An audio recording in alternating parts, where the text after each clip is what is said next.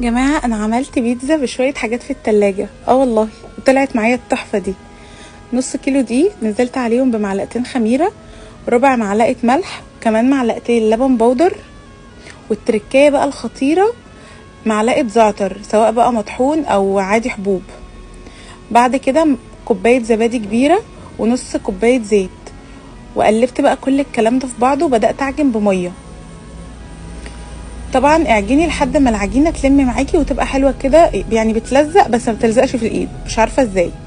بعد كده هسيبها تخمر، حطيت بس على وشها شويه زيت زيتون وهركنها بقى تخمر واعمل الصلصه. معلقتين كاتشب ونزلت عليهم بنص معلقه بصل باودر وتوم باودر وزعتر ومعلقه باربيكيو، وقلبت كل الكلام ده.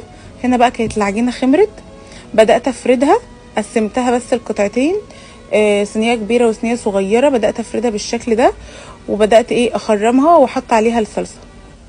طبعا احشي بقى باي حشوه عندك، انا كان عندي شويه خضار على جبن، بدات احشيها وكنت مولعه الفرن على درجه حراره 180. دخلتها في الفرن، قعدت تقريبا تلت ساعه وطلعت بالحلاوه دي. عايزه اقول لكم الريحه كانت فظيعه فظيعه.